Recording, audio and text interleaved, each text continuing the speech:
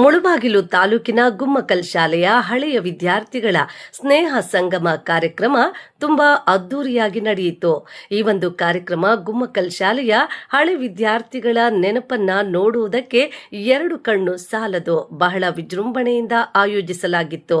ಹಳೆ ವಿದ್ಯಾರ್ಥಿಗಳು ಒಂದುಗೂಡಿ ಒಂದು ಸಮಯವನ್ನ ತಮ್ಮ ನೆನಪುಗಳನ್ನ ಹಂಚಿಕೊಂಡು ಬಹಳ ಖುಷಿಯಿಂದ ಮಾತನಾಡುತ್ತಾ ವಿದ್ಯಾರ್ಥಿಗಳು ನಡೆದು ಬಂದ ದಾರಿಯನ್ನ ನೆನಪಿಸಿಕೊಳ್ಳುತ್ತಾ ಜೀವನ ಆವಾಗ ಹೇಗಿತ್ತು, ಈಗ ಹೇಗಾಗಿದೆ ಎಂಬುದರ ಸಾಕ್ಷಿಗೆ ನಾವಿದ್ದೇವೆ ಎಂದು ಹೇಳಿಕೊಳ್ಳುತ್ತಾ ಈ ಸಡಗರದ ಸಮಯವನ್ನ ಬಹಳ ವಿಜೃಂಭಣೆಯಿಂದ ಆಚರಿಸಿದ್ರು.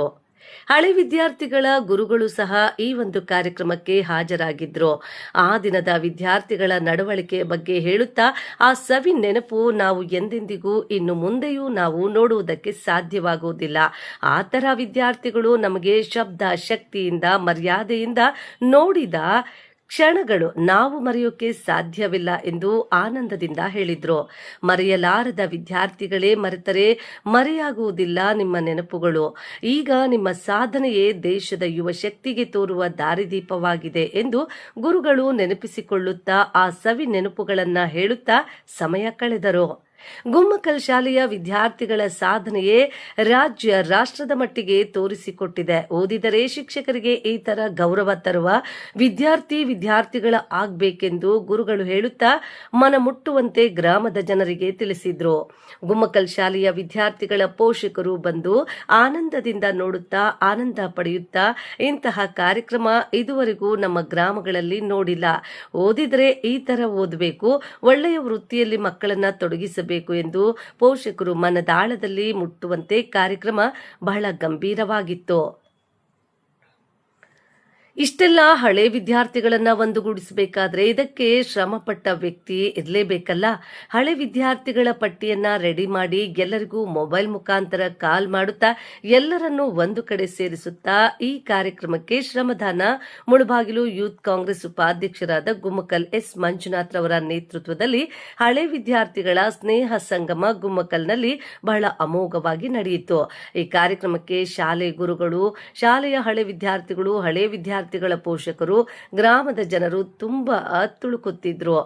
ಎಲ್ಲರ ಮನಸ್ಸು ಗೆದ್ರು. ಶಾಲೆಯ ಕೀರ್ತಿ ದೇಶಕ್ಕೆ ಸಾಧಕರ ಸಾಧನೆ ಎಂದು ಮನ ಮುಟ್ಟುವಂತೆ ತಿಳಿಸಿದ್ರು ಹಳೆ ವಿದ್ಯಾರ್ಥಿಗಳು. ಈ ಕಾರ್ಯಕ್ರಮಕ್ಕೆ ಬಂದ ಎಲ್ಲ ಅತಿಥಿಗಳಿಗೆ ಊಟದ ವ್ಯವಸ್ಥೆ ಇತ್ತು. ಸನ್ಮಾನ ಕಾರ್ಯಕ್ರಮ ಇತ್ತು. ಬಹಳ ಖುಷಿಯಿಂದ ಹೀಗಿರುವ ಗುಮ್ಮಕಲ್ ಶಾಲೆಯ ವಿದ್ಯಾರ್ಥಿಗಳ ಡ್ಯಾನ್ಸ್ ತುಂಬಾ ಚೆನ್ನಾಗಿತ್ತು. ಜನರನ್ನ ಮನೋರಂಜಿಸುವ ಮನಮೋಹಕರವಾಗಿತ್ತು. ಗ್ರಾಮದ ಸುತ್ತಮುತ್ತಲು ಗ್ರಾಮದ ಜನರು ತುಂಬಿ ತುಳುಕಾಡುತ್ತಿದ್ರು. ಕಾರ್ಯಕ್ರಮ ಬಹಳ ವಿಜೃಂಭಣೆಯಿಂದ ನಡೆಯಿತು. ಇದು ಹಿಂಗಿರ್ಬೇಕು ಯಾವತ್ತೂ ಕೂಡ. ವೇದಿಕೆ ಮೇಲೆ ಆಸನರಾಗಿರುವಂತಹ ಇವತ್ತು ತುಂಬಾ ಖುಷಿ ಆಗುತ್ತೆ. ಸರ್ಕಾರಿ ಶಾಲೆಯಲ್ಲಿ ಓದಿರುವಂತಹ ಶಾಲೆಯ ಹಳೆಯ ವಿದ್ಯಾರ್ಥಿಗಳಿಂದ ಇವತ್ತು ಶಾಲಾ ವಾರ್ಷಿಕೋತ್ಸವ ಸಮಾರಂಭ ತುಂಬಾ ಅದ್ದೂರಿಯಾಗಿ ಕಾರ್ಯಕ್ರಮ ನಡೀತಾ ಇದೆ. ಈ ಕಾರ್ಯಕ್ರಮಕ್ಕೆ ನಮ್ಮನ್ನ ಆಹ್ವಾನ ಕೊಟ್ಟಾಗ ತುಂಬಾ ಖುಷಿ ಆಯ್ತು. ಇಂತಹ ಒಂದು ಕಾರ್ಯಕ್ರಮ ನೆನಪುಗಳು ಶಾಶ್ವತವಾಗಿ ಉಳಿಯಬೇಕಂದ್ರೆ ನಾವಿಂತಹ ಕಾರ್ಯಕ್ರಮಗಳು ಮಾಡ್ತಾ ಇರ್ಬೇಕು.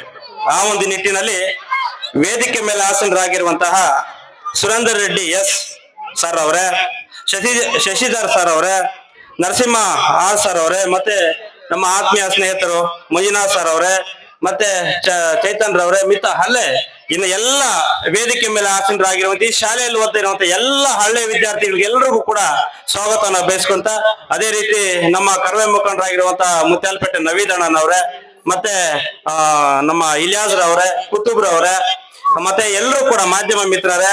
ಏನ್ ನರಸಿಂಹಣ್ಣ ಎಲ್ಲಿ ನೋಡ್ತಾ ಇದ್ಯಾ? ನಮ್ ನರಸಿಂಹಣ್ಣ ಚಿನ್ನನಡ ಮಾಧ್ಯಮ ಮಿತ್ರ ಎಲ್ಲರೂ ಕೂಡ ಆಗಮಿಸಿದ್ದೀರಾ. ತಮಗೆಲ್ಲರಿಗೂ ಕೂಡ ಸ್ವಾಗತವನ್ನು ಬಯಸ್ಕೊಂತ ಮೊಟ್ಟ ಮೊದಲನೇದಾಗಿ ಒಂದು ಘೋಷಣೆ ಮಾಡ್ಬಿಡ್ತೀನಿ.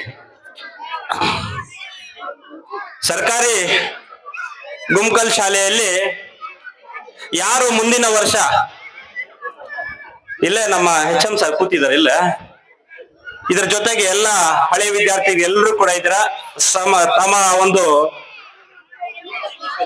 ಸಂದರ್ಭದಲ್ಲಿ ಏನು 1ನೇ ತರಗತಿ ಹಾಗೆ ಹಿರಿಯರು ಗ್ರಾಮಸ್ಥರು ಕೂಡ ಆಗಮಿಸಿ ತಮ್ಗೆಲ್ರಿಗೂ ಕೂಡ ಸ್ವಾಗತವನ್ನ ಬಯಸ್ಕೊಂತ, ಏನು 1ನೇ ತರಗತಿಗೆ ಯಾರು ಮುಂದಿನ ದಿನಗಳಲ್ಲಿ ಶಾಲೆಯಲ್ಲಿ ದಾಖಲಾತಿಗಳನ್ನ ಆಗ್ತಿರೋ ಅವರಿಗೆ ಪ್ರತಿಯೊಂದು ವರ್ಷನೂ ಕೂಡ ಪ್ರತಿಯೊಂದು ಮಗುಗೂ ಕೂಡ 2,000 ರೂಪಾಯಿಗಳನ್ನ ನಾನು ಕೊಡಕ್ಕೆ ಕರ್ನಾಟಕ ರಕ್ಷಣಾ ವೇದಿಕೆಯಿಂದ ಸದಾ ಸಿದ್ಧನಿದ್ದೇನೆ. ಅದು ಒಂದು ಮಗು ಆಗಿರ್ಬೋದು, 10 ಮಕ್ಕಳಾಗಿರ್ಬೋದು. ಉದ್ದೇಶ ಒಂದೇ, ಸರ್ಕಾರಿ ಶಾಲೆಗಳನ್ನ ಬೆಳೆಸಬೇಕು, ಸರ್ಕಾರಿ ಶಾಲೆಗಳನ್ನ ಉಳಿಸ್ಬೇಕು ಒಂದು ನಿಟ್ಟಿನಲ್ಲಿ ಕರ್ನಾಟಕ ರಕ್ಷಣಾ ವೇದಿಕೆ ಸದಾ ಬೆನ್ನೆಲುಬಾಗಿ ನಿಂತ್ಕೊಳ್ಳುತ್ತೆ ಅಂತ ಈ ಸಂದರ್ಭ ಹೇಳಕ್ ಇಷ್ಟಪಡ್ತೀನಿ. ಯಾಕೆಂದ್ರೆ ನಾನು ಕೂಡ ಸರ್ಕಾರಿ ಶಾಲೆಯಲ್ಲಿ ಓದ್ದವನು. ಆವಾಗಲೇ ಸಾರ್ ಹೇಳ್ತೀನಿ, ನಾರಾಯಣ ಸ್ವಾಮಿ ಸರ್ ಅವರು ಸರ್ಕಾರಿ ಶಾಲೆಯಲ್ಲಿ ನಾವೆಲ್ಲರೂ ಕೂಡ ಖಾಸಗಿ ಶಾಲೆಯಲ್ಲಿ ಓದಿರ್ಬೋದು, ಓದ್ತಾ ಇದ್ದಾರೆ. ಆದ್ರೆ ಅವ್ರ ವಿಚಾರ ನಮ್ಗೆ ಬೇಡ. ಸರ್ಕಾರಿ ಶಾಲೆಯಲ್ಲಿ ನಾವೆಲ್ಲ ಓದ್ದವರು, ಇಲ್ಲೇ ಶಾಲೆ ಓದ್ದವರು ಶಿಕ್ಷಕರಾಗಿದ್ದಾರೆ, ಒಳ್ಳೆಯ ಒಂದು ಸಮಾಜ ಸೇವಕರಾಗಿದ್ದಾರೆ. ನೋಡಿ, ಮಂಜು ಅವರು ಸಮಾಜ ಸೇವಕರಾಗಿದ್ದಾರೆ. ಅದೇ ರೀತಿ ಇನ್ನೂ ಹಲವಾರು ರೀತಿಯಲ್ಲಿ ಸರ್ಕಾರಿ ಹುದ್ದೆಗಳನ್ನ ಅಲಂಕರಿಸಿದ್ದಾರೆ. ಆ ಒಂದು ನಿಟ್ಟಿನಲ್ಲಿ ಈ ಒಂದು ಸಂದರ್ಭದಲ್ಲಿ ಸರ್ಕಾರಿ ಶಾಲೆಗಳನ್ನ ಉಳಿಸ್ಬೇಕು ಅನ್ನೋ ನಿಟ್ಟಿನಲ್ಲಿ ಇವತ್ತು ಈ ಕಾರ್ಯಕ್ರಮ ಮಾಡ್ತಿದ್ದಾರೆ ಹಳೆಯ ವಿದ್ಯಾರ್ಥಿಗಳು. ಮುಂದಿನ ದಿನಗಳಲ್ಲಿ ಇನ್ನೂ ಒಂದು ಆ ವಿದ್ಯಾರ್ಥಿಗಳಿಗೂ ಈ ಶಾಲೆಯ ಒಂದು ವಾರ್ಷಿಕೋತ್ಸವ ಮುಂದಿನ ವರ್ಷ ಮಾಡ್ಬೇಕು ಅಂತ ತಮ್ಮಲ್ಲಿ ಮನವಿ ಮಾಡ್ಕೊಂತ. ಯಾಕೆಂದ್ರೆ ಎಲ್ಲರೂ ಒಂದು ಕೈಯಿಂದ ಚಪ್ಪಾಳೆ ತಟ್ಟಲಿಕ್ಕೆ ಆಗೋದಿಲ್ಲ. ಹರೀಶ್ ಸರ್ ಅವರ ಒಂದು ಕೈಯಿಂದ ಚಪ್ಪಾಳೆ ತಟ್ಟಲಿಕ್ಕೆ ಯಾವುದೇ ಕಾರಣಕ್ಕೂ ಆಗಲ್ಲ. 2 ಕೈ ಸೇರಿದ್ರೆ ಮಾತ್ರ ಏನು ಬೇಕಾದ್ರೂ ಕೂಡ ಮಾಡಬಹುದು. ಆ ಒಂದು ನಿಟ್ಟಿನಲ್ಲಿ ಇದೆಲ್ಲರೂ ಕೂಡ ಯಾರು ಕೂಡ ಇಲ್ಲಿ ಶಾಶ್ವತರಲ್ಲ. ನಾವೆಲ್ಲರೂ ಕೂಡ ಹುಟ್ಟಿದ್ದೀವಿ, ಪ್ರತಿಯೊಬ್ಬರು ಕೂಡ ಹುಟ್ಟು ಉಚಿತ, ಸಾವು ಖಚಿತ. ಇಲ್ಲಿ ಯಾವುದು ಕೂಡ ಶಾಶ್ವತವಲ್ಲ. ನಾವೆಲ್ಲರೂ ಕೂಡ ಬಿಟ್ಟು ಮತ್ತೆ ಭೂಮಿ ಮೇಲೆ ಹೋಗ್ಬೇಕಾಗುತ್ತದೆ. ಆ ಒಂದು ನಿಟ್ಟಿನಲ್ಲಿ ನಮಗೆ ತಾಯಿ ಜನ್ಮ ನೀಡಿದಾಗ ಉಸಿರು ಮಾತ್ರ ಇರುತ್ತೆ, ಹೆಸರಿರೋದಿಲ್ಲ. ಅದೇ ರೀತಿ ಈ ಭೂಮಿಯನ್ನ ನಾವು ಬಿಟ್ಟು ಹೋದಾಗ ನಮಗೆ ಹೆಸರಿರುತ್ತೆ, ಉಸಿರಿರೋದಿಲ್ಲ. ಅಂತಹ ಒಂದು ಕೆಲಸಗಳು, ಅಂತಹ ಒಂದು ಸಮಾಜ ಸೇವೆ, ಅಂತಹ ಒಂದು ಬಡವರಿಗೆ, ವಿದ್ಯಾರ್ಥಿಗಳಿಗೆ ಸೇವೆಯನ್ನು ಮಾಡೋದ್ರ ಮುಖಾಂತರ ನಮ್ಮ ಜೀವನ ಸಾಗಿಸ್ಬೇಕಾಗುತ್ತೆ. ಆ ಒಂದು ನಿಟ್ಟಿನಲ್ಲಿ ಇವತ್ತು ಗುಮ್ಕಲ್ ಗ್ರಾಮ ಸರ್ಕಾರಿ ಶಾಲೆಯಲ್ಲಿ ನಿಜವಾಗ್ಲೂ ಖುಷಿ ಆಗುತ್ತೆ. ಇಷ್ಟೊಂದು ವೇದಿಕೆ ಮೇಲೆ ಆಸನರಾಗಿದ್ದಾರೆ ನೋಡಿ. ಎಲ್ಲರಿಗೂ ಕೂಡ ಅದರದೇ ಆದಂತ ಕೆಲಸ ಕಾರ್ಯಗಳಿದಾವೆ, ಎಲ್ಲರಿಗೂ ಕೂಡ ಕೆಲಸ ಕಾರ್ಯಗಳು ಅವ್ರದೇ ಆದಂತ ಇರ್ತದೆ. ಆದ್ರೂ ಕೂಡ ಅವ್ರನ್ನೆಲ್ಲವೂ ಕೂಡ ಬಿಟ್ಟು ಗುಮ್ಕಲ್ ಶಾಲೆಯಲ್ಲಿ ಇವತ್ತು ತುಂಬಾ ಅದ್ದೂರಿಯಿಂದ ಈ ಕಾರ್ಯಕ್ರಮ ನಡೀತಾ ಇದೆ. ಈ ಒಂದು ಹಳೆ ವಿದ್ಯಾರ್ಥಿಗಳಿಗೆ ಎಲ್ಲರಿಗೂ ಕೂಡ ಆ ಭಗವಂತ ಸುಖ, ಶಾಂತಿ, ನೆಮ್ಮದಿ, ಐಶ್ವರ್ಯ, ಆರೋಗ್ಯವನ್ನು ಕೊಟ್ಟು ಕಾಪಾಡಲಿ. ಇನ್ನು ಹೆಚ್ಚಿನ ರೀತಿಯಲ್ಲಿ ಮುಂದಿನ ದಿನಗಳಲ್ಲಿ ಒಂದು ಶಾಲೆ ಅಭಿವೃದ್ಧಿಯಾಗಿ ಮತ್ತೆ ಗುಮ್ಕಲ್ ಗ್ರಾಮಕ್ಕೆ ಅಭಿವೃದ್ಧಿಯ ಪರವಾಗಿ ಎಲ್ಲ ಹಳೆಯ ವಿದ್ಯಾರ್ಥಿಗಳು ನಿಂತ್ಕೊಳ್ಳಿ ಅಂತ ಈ ಸಂದರ್ಭದಲ್ಲಿ ಹೇಳ್ತಾ, ಅದೇ ರೀತಿ ಸುತ್ತಮುತ್ತಲಿನ ಎಲ್ಲ ವಿದ್ಯಾರ್ಥಿಗಳು ಕೈ ಜೋಡಿಸೋದ್ರಿಂದ ಈ ಒಂದು ಕಾರ್ಯಕ್ರಮ ತುಂಬಾ ಯಶಸ್ವಿಯಾಗಿ ತುಂಬಾ ಅದ್ದೂರಿಯಾಗಿ ಕಾರ್ಯಕ್ರಮ ನಡೀತಾ ಇದೆ. ಇನ್ನೊಂದು ಮಾತು ಹೇಳಕ್ ನಾನು ಆವಾಗಲೇ ಮೈ ಕೊಟ್ಟಾಗ 2 ನಿಮಿಷ ಅಂದ್ರು, ನನ್ನ ಭಾಷಣ ಮುಗಿಸ್ತೀನಿ. ಯಾಕೆಂದ್ರೆ ಇವತ್ತು ಈ ಕಾರ್ಯಕ್ರಮ ತುಂಬಾ ಅದ್ಭುತವಾಗಿ ನಡೀತಾ ಇದೆ. ಈ ಒಂದು ಕಾರ್ಯಕ್ರಮದಲ್ಲಿ ಎಲ್ಲ ಗಣ್ಯರು ಕೂಡ ಆಸೀನರಾಗಿದ್ದೀರಿ. ನಮ್ಮೆಲ್ಲರ ಕನಸು ಒಂದೇ, ಇಲ್ಲಿ ಜಾತಿ ಮುಖ್ಯ ಅಲ್ಲ, ಪ್ರೀತಿ ಮುಖ್ಯ, ವಿಶ್ವಾಸ ಮುಖ್ಯ, ಸಂಬಂಧಗಳು ಮುಖ್ಯ. ಇವೆಲ್ಲವೂ ಕೂಡ ನಾವೆಲ್ಲ ಕೂಡ ಒಳಗೊಂಡುಕೊಂಡು ನಾವು ಸಾಗಬೇಕಾಗುತ್ತೆ. ಈ ಸಂದರ್ಭದಲ್ಲಿ ಪ್ರತಿಯೊಬ್ಬರು ಕೂಡ ತನ್ನದೇ ಆದಂತಹ ಒಂದು ಕೆಲಸ ಕಾರ್ಯಗಳನ್ನೆಲ್ಲವೂ ಕೂಡ ಮಾಡ್ತಾ ನಡೀತಾ ಇದ್ದಾರೆ. ಈ ಒಂದು ಸಂದರ್ಭದಲ್ಲಿ ನಾವೆಲ್ಲರೂ ಕೂಡ ಏನು ವಿದ್ಯಾಭ್ಯಾಸವನ್ನ ನಾವೆಲ್ಲರೂ ಕೂಡ ಹಳೆ ವಿದ್ಯಾರ್ಥಿಗೆಲ್ಲರೂ ಕೂಡ ತಾವೆಲ್ಲರೂ ಕೂಡ ಓದಿದ್ರಿ ಶಾಲೆಯಲ್ಲಿ. ನಾವೆಲ್ಲರೂ ಕೂಡ ಬಡತನದಿಂದ ಬಂದವರು, ಯಾರು ಕೂಡ ಸಾಹುಕಾರಲ್ಲ, ನಮ್ಮಪ್ಪ ಸಾಹುಕಾರಲ್ಲ, ಬೇರೆ ಜಮೀನ್ದಾರರು ಯಾರು ಕೂಡ ಅಲ್ಲ. ನಾವೆಲ್ಲರೂ ಕೂಡ ಬಡತನದಿಂದ ಬಂದಿದ್ದವರು. ನಾವೆಲ್ಲರೂ ಕೂಡ ಬಡತನದಿಂದ ಹೊರಬರಬೇಕು ಅಂದ್ರೆ ಒಂದೇ ನಮ್ಗೆ ಇದಿರೋದು, ಒಂದೇ ಏನಪ್ಪಾ ಅಂದ್ರೆ ಅದು ವಿದ್ಯಾಭ್ಯಾಸ. ವಿದ್ಯಾಭ್ಯಾಸ ಜೊತೆಗೆ ಸಂಸ್ಕಾರವೂ ಕೂಡ ಬಹಳ ಮುಖ್ಯ ಇದೆ. ಆ ಒಂದು ನಿಟ್ಟಿನಲ್ಲಿ ನಾವೆಲ್ಲರೂ ಕೂಡ ಬಡತನದಿಂದ ಹೊರಬರಬೇಕು ಅಂದ್ರೆ ವಿದ್ಯಾಭ್ಯಾಸ ಬಹಳ ಮುಖ್ಯ ಇದೆ, ಅದರ ಜೊತೆಗೆ ಸಂಸ್ಕಾರವೂ ಕೂಡ ಬಹಳ ಮುಖ್ಯ ಇದೆ ಅಂತ ಈ ಸಂದರ್ಭದಲ್ಲಿ ಹೇಳ್ತಾ, ಇವತ್ತು ನಾನು ಆವಾಗಲೇ ಘೋಷಣೆ ಮಾಡಿದ್ದೀನಿ, ಏನು ಮುಂದಿನ ವರ್ಷ ಯಾರು 1ನೇ ತರಗತಿಗೆ ದಾಖಲಾತಿಗಳನ್ನ ಹಾಕ್ತಾರೆ, ಅದು 1 ಮಗು ಆಗ್ಲಿ 10 ಮಕ್ಕಳಾಗ್ಲಿ ಕರ್ನಾಟಕ ರಕ್ಷಣಾ ವೇದಿಕೆಯಿಂದ 2,000 ರೂಪಾಯಿಗಳನ್ನ ಕೊಟ್ಟು, ಮತ್ತೆ ನಮ್ಮ ಕುತುಬ ಅವರು ಕೋಲಾರಣ್ಣವರು ಅವ್ರು ಆವತ್ತಾನೆ ಹೇಳಿದ್ರು, ಸರ್ ಈ ಗುಮ್ಕಲ್ ಶಾಲೆಯಲ್ಲಿ ನಾವು ಕಾರ್ಯಕ್ರಮ ಹೋಗ್ತಾ ಇದ್ದೀವಿ, ನಾನು ಕೂಡ ಏನಾದ್ರು ಕೊಡ್ತೀನಿ ಅಂತ ಹೇಳಿದ್ರು. ಏನ್ ಕೊಡ್ತೀರಾ ಅಂದಾಗ ಎಲ್ಲಾ ಮಕ್ಕಳಿಗೂ ಕೂಡ ಬ್ಯಾಗ್ ಅನ್ನ ವಿತರಣೆ ಮಾಡ್ತೀನಿ ಅಂದ್ರು. ಅವ್ರು 1 ನಿಮಿಷ ನಿಂತ್ಕೋಬೇಕಾಗುತ್ತೆ. ನಿಮ್ಗೆ ಗುಮ್ಕಲ್ ಗ್ರಾಮದ ಗ್ರಾಮಸ್ಥರ ಪರವಾಗಿ ಹಾಗೆ ಹಳೆ ವಿದ್ಯಾರ್ಥಿಗಳ ಪರವಾಗಿ ನಿಮ್ಗೆ ಹೃತ್ಪೂರ್ವಕ ಧನ್ಯವಾದಗಳನ್ನ ಹೇಳೋಕೆ ನಾನು ಇಷ್ಟಪಡ್ತೀನಿ. ಯಾಕೆಂದ್ರೆ ಎಲ್ಲರೂ ಕೂಡ ನಾವೆಲ್ಲರೂ ಕೂಡ ಒಂದು ತಾಯಿ ಮಕ್ಕಳಂತೆ ಸಾಕ್ಬೇಕು, ಒಂದು ತಾಯಿ ಮಕ್ಕಳಂತೆ ಬದುಕಬೇಕು, ಬಾಳ್ಬೇಕು ನಿಟ್ಟಿನಲ್ಲಿ ಇವತ್ತಿನ ಕಾರ್ಯಕ್ರಮ ತುಂಬಾ ಯಶಸ್ವಿ ಆಗಿದೆ.